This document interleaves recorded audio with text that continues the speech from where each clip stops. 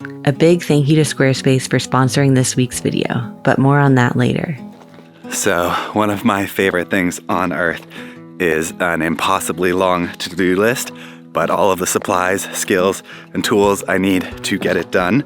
Max and Dana are off the mountain for a couple days, so this is my golden opportunity to try and make some modifications to our shipping containers, because it's easy when I'm working on projects that aren't in our home to get those things done, but it's very, very challenging to make any sort of improvements to our living situation because we're living in it.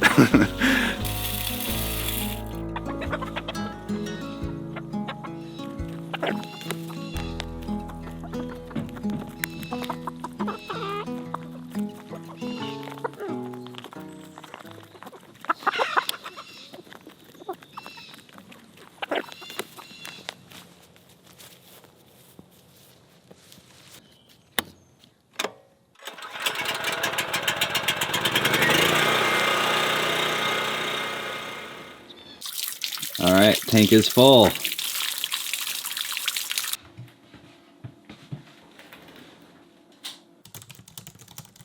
All right, thumbnail is done. On to the fun stuff.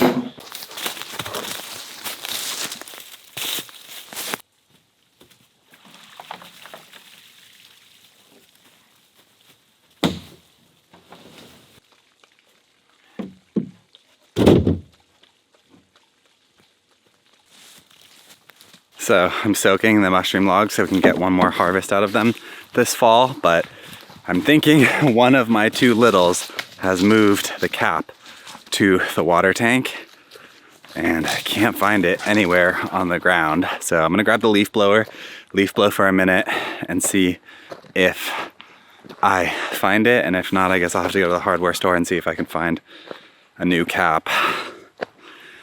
Please be the right pieces. Please be the right pieces. No. No. Why? All right, take two. Not that one. Oh my God. No way. Not that one. Not that one.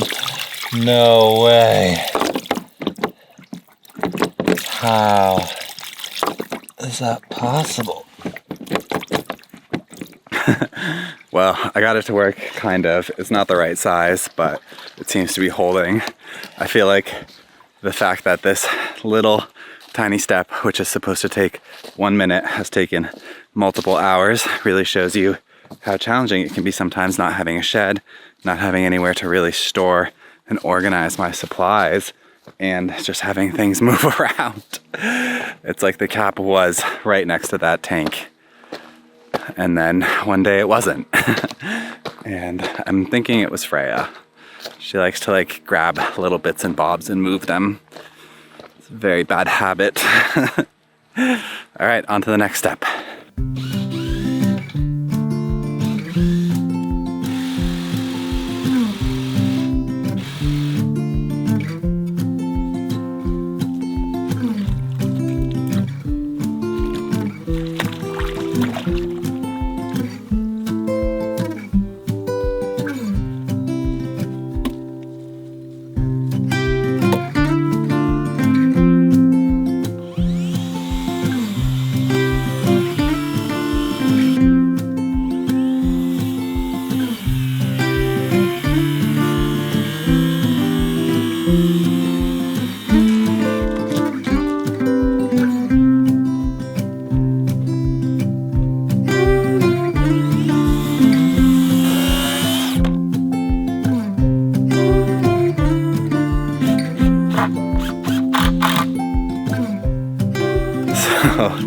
I don't know what's going on the last couple days. I feel like maybe because it's the end of summer and I'm just feeling a little tired from all the construction projects, but things have not been going well on this to-do list. I spent like half of a day just trying to plug the tank to plunge the mushrooms. Couldn't find the piece that closes it. Couldn't even find the correct threaded size piece of plumbing at the hardware store, so I ordered one online and it's gonna come in a couple days and I'll have a replacement.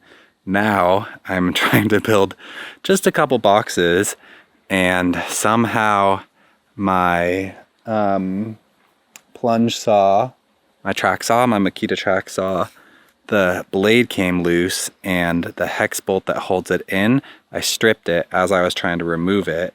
I don't know why they make them out of such soft metal. So I read online you can cut like a groove into it and then use a flathead screwdriver to remove a stripped hex bolt. So I'm gonna try that now. It's like a $450 tool and it's basically unusable unless I can fix this problem. So this is the problem right here. It's fully stripped out. The blade is loose for some reason. There's like a little piece, like a tiny little silver piece in there. I think I put it in the wrong place. But we're gonna hit it now with the angle grinder.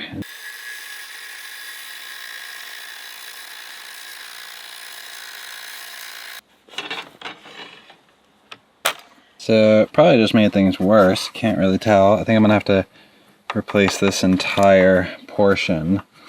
So I gotta look at the manual, figure out which parts to order. But this thing's definitely out of commission for a while. I gotta figure out how to finish this project without my track saw. We'll see if we can use just the table saw. So I realized that the loft actually doesn't have very good airflow. We have the fan up here, which takes air in and out of the shipping container. And then I just added this one here because the mini split is pointed this direction, so the fan only works down here and the air up in that corner just does not move. But now it should. All right, it's a new day and I'm going to tackle these projects with a new, refreshed mindset. I have scrapped the project relating to the track saw for now because I need to order replacement parts for that. So instead, I'm going to switch out the sealant on the wood burning stove in our bedroom shipping container because last winter we did one fire that was just a little too hot and it melted some of that sealant. So I'm gonna fix that, and then I wanna clean both chimney pipes because I haven't done that yet, and you're supposed to do it at least once a year. After that, we might tackle a very fun gate project, which I have been wanting to do literally since I built this gate. So we'll see if we get to that. There we go. Been dreaming of getting that done for quite a while. I'm gonna let it cure for a day, and then we can do a fire in here at a low temp, let it cure a little bit more, and then we should be set for winter.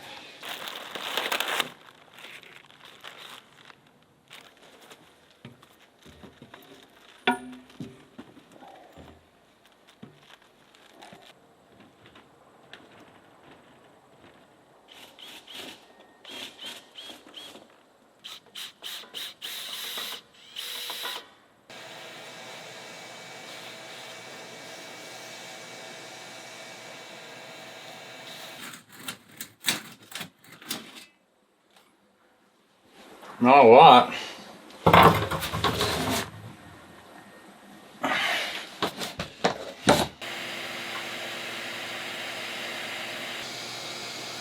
All right, the next item on my to-do list is to fix this gate system behind me. I designed it a really long time ago with the intention of having a pen to keep Freya in, but we basically use it for the exact opposite reason, just to separate the two littles. And because it's a dog like pen door, it's really annoying to use. So I'm gonna cut it all off, reuse the cedar because that's really nice, expensive wood.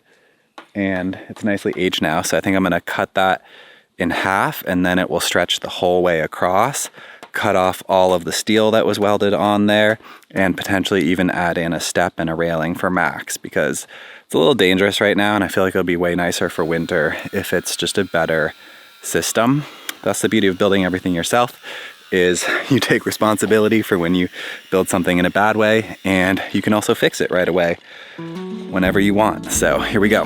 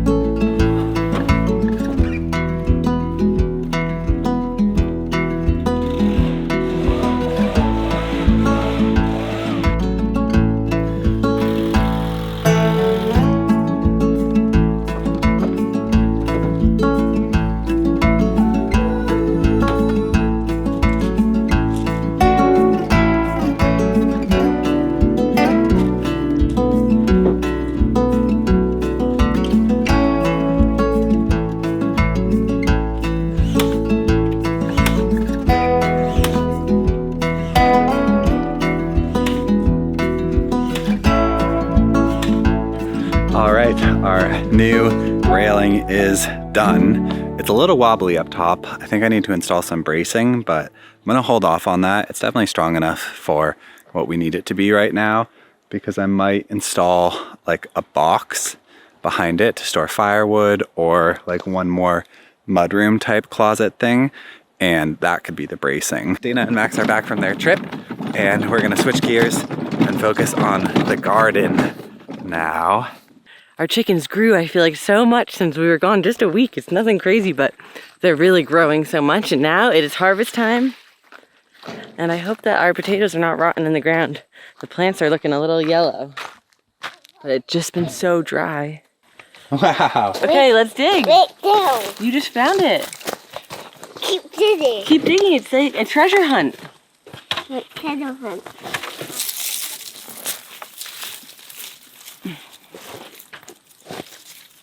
Yeah, I think there's gonna be a lot in here. You gotta like go, I think we're gonna have to go through all of it. Right? Yeah. Wow. That's as big as your head. That's as big as your head. Really gentle. Nice. That's perfect.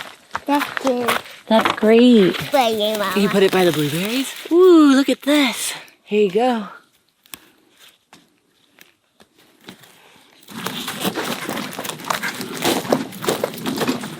We got some really big potatoes. Oh, thank you. Not looking for I was looking for that. Mommy. I do. Did it? You did it, yeah. Mama. Does that feel good? Yeah. This one. Let me. You coming through with the bucket?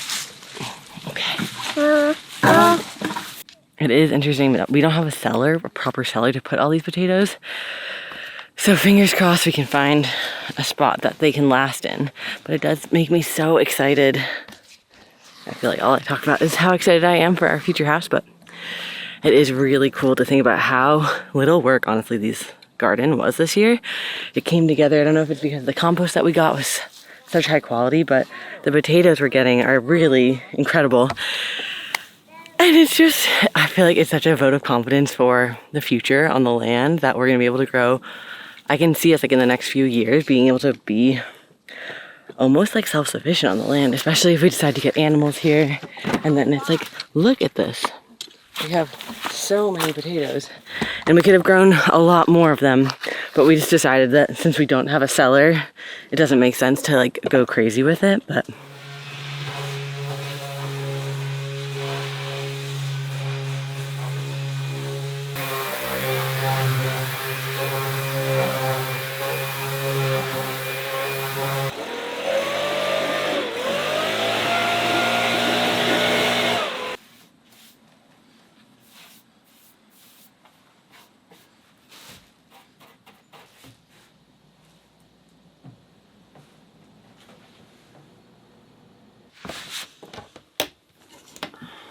I'm just gonna get this varnish stirred up, and then I'm gonna put the second, I think, I'm not sure how many coats Lou's already done, but the final coat of varnish on the final touch on the shipping containers. At least I think it is. We have been living in the containers now probably a year, I'd say, and Lou has done so much work to get them to where they are, and it's been such an interesting process because it's been really iterative for us, like being first-time parents and also first-time living in shipping containers. First time living like full-time in a location off-grid. You know, we did van life and different things like that, but this is the first time like building out a property that doesn't move and seeing it changed every day with the seasons and with the family growing and Max getting older and having his needs change. It's just been a really interesting process seeing how the containers hold up to our existence, and they've honestly done great. Like, I feel like the design has worked out really well for what they are, but yeah, it's just so exciting because we're about to embark on this huge next chapter of building like a proper home, like not a tiny space, but like an actual normal size home. And it's been so much to think about because I feel like with the shipping containers, it almost felt like we were building like inside like a play world, like a playground. Because it's small, it feels like almost less pressure. But then when you start getting into a bigger space, the importance gets bigger and you start, weighing your decisions more and more. And so it's just something interesting, I think, about planning versus just doing, because the containers, the need for a home to live in was so immense that Lou was just going a mile a minute to get it all done. And it was kind of like, have an idea, get it done. And now this winter is going to be a really special winter for us because we're going to be designing our house, properly designing it. Lou wants to design it out in a program called Rhino. One of our friends, Carmel, who was here last summer and had just finished architecture school, is like helping Lou learn how to use it. But yeah, I feel like it's so exciting thinking about having a little bit more space, especially with winter coming. That's like another thing that is a big change. The containers thrive. Life here thrives in warm weather. Cold weather is a little bit of a different story, but I think that just little details like this container to hold stuff will make the winter feel more manageable. But it's also like, we also have been doing projects like this for a long time. And I feel like the house is going to be a culmination of so many skills that have come together. And we've learned so much about what we need. And I'm really grateful that we aren't just buying land and building a house right away. We've had this land now for over 2 years. And in that time, we've learned so much about ourselves. We've learned so much about the land. And I feel like it will make the house build project go so much smoother because we have a much better understanding about everything from, where the springs are on the property, how the sun hits everything, where we want to have the garden. And those details and that clarity comes with time. Oh, this is actually going pretty fast.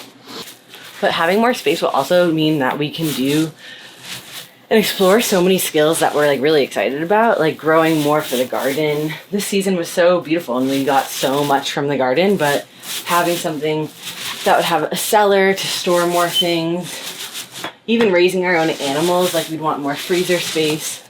So I feel like this future house allows us to get way more like off-griddy with it in some ways, in the ways that are so exciting to us, like food preservation. And yeah, that's really what I'm thinking about lately. I just want to have, like when I make pasta, it'd be so cool if the pasta sauce was from our own tomatoes. And when I have cheese, it's so cool if I could be making that cheese, but sometimes I just get a little flustered in our kitchen. Our friend Noah, who's come help build a bunch, if you've seen the containers, the build, he loves food, and I feel like it's so nice when he's here, and he's always like, you guys do the most in this tiny kitchen. Probably all the kitchen I've built, it's like the most use. Oh, my head is completely off. Oh, sorry, Lou. I had so many things I wanted to talk to you about, though. Also, everybody who watched that motherhood video, the comments on that just were so special to read for me. And everybody who sent me emails and Instagram messages, too. Mothering is like such a personal experience, and I think that, hey, Freja. It took me a long time to figure out like what I wanted to say about mothering, because it's so personal, and everybody is doing it in the way that they think is best for their family. And so it's like, I just wanted to make something that if you felt like similar things about stuff, you would feel heard. But if you felt really different, it would be like, oh, interesting, but not, wow, she's judging me. Because I think the thing that's so interesting, and Lou helped me with this realization, is that when we like judge other people for their decisions, especially around parenting and stuff like that, I feel like it's so easy to be like, whoa, how are they doing it that way? That seems so bad. Or, you know what I mean? Like, you're tired, you're trying to make sure that you feel like, you know, the contrast of how somebody else is doing it is making you see like, oh, am I doing it the way that I want? But really, we just can't understand somebody else's perspective fully because we're not them. And if somebody judges something that we do, if they understood all the thought that I had done to make the decision that I'd come to, they wouldn't judge it because they'd be like, oh yeah, obviously, that really resonates for her. Did he do this part? I don't know. Obviously, she made that decision with a lot of thought. And I feel like if there's somebody who makes a decision that's different than me, and if my initial thing is like, oh man, I can't believe they're doing it that way, it's because I'm not understanding all the things that went in for that decision to end up being made. And like, in a way, everybody's making a decision that's like only what they could make in the moment. I don't know if that makes sense, but that's how I think about things, is that there's no need to worry about if somebody, because as I think a lot of times in parenting or in life, like, it can be easy to feel like, oh, can I make this decision? Or like, what are people gonna think? What if it's so different than everybody else? And what if they think I'm weird? Or what if they think this is a inappropriate choice? Or what if they think I'm doing something wrong? What if? And I think it's like, the more like I center into like why I'm making the decisions I'm making, how I'm choosing to live my life, obviously taking into consideration like opinions of people whose opinion really does matter to me, like Lou. But overall realizing that we all have to live our own life because we only get to have one life. So there's no point to, even if sometimes it's hard not to. I find becoming a mom has really like helped me let go of caring what other people think. It's one of like the biggest pros. And it didn't have to come through mothering. Like that can come from so many different things. I feel like it started probably when we started living really radically different than what I had grown up with. But it really is so freeing when you stop caring what people think about you. And I know that's funny from a YouTube perspective because like we have a lot of people who probably have a lot of opinions on what we do. But you're the only person who has to live your life. So it's like if you don't live it for you and what you think and like what makes you happy, then I feel like you're missing out on a huge opportunity to live in alignment. And it's easier said than done for sure, but that's just been on my mind a lot because it's been so beautiful to read so many comments about people who felt really heard by what I said about mothering. And honestly, it was really nice for me. I was saying like, oh, I don't really care what people think. But at the same time, how nice is it when you say what you think and then other people say like, hey, I think that too. I'm so grateful you shared your thoughts because sometimes I'm like, is it even worth talking about this stuff? But it was like, it was a really nice feeling to feel like, actually, there's a lot of people doing really similar things and we're not alone. And even when it feels like that, sometimes it's not the truth. Think about how many people are on Earth. And if you have a weird thought about how you want to do something, somebody's probably already thought that too. And how great is that? That whatever you're doing, somebody has probably already done. It takes like the pressure off in a weird way. Wow. Just rambling over here. Lou. Okay. It's all done.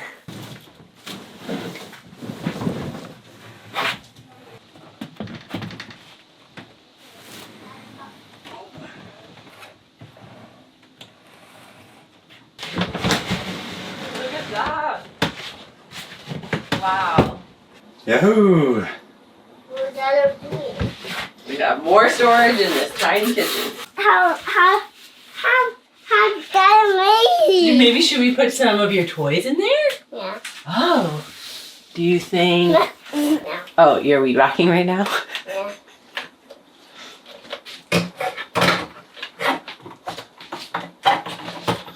What time? Turn it on. This one works.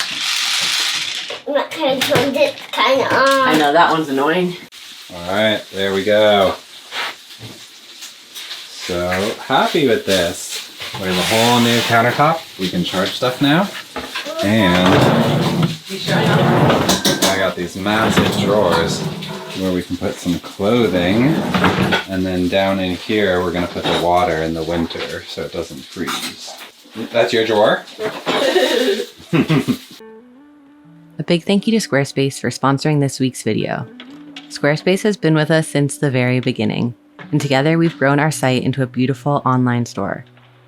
One of the products I'm most proud to share with you is our free guided visualization program called Stress Melt.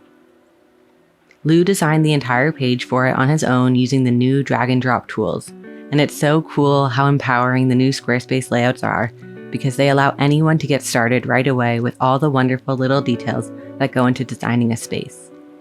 I really love how you can easily add images, add movement, just create this dynamic display page all in a matter of minutes. Best of all, having the ability to preview desktop and mobile layouts is so essential since most of our page views actually come from phones, not computers. If you'd like to build your own website or online store, head to squarespace.com/wildlyroam for a free trial and 10% off your first purchase of a website or domain.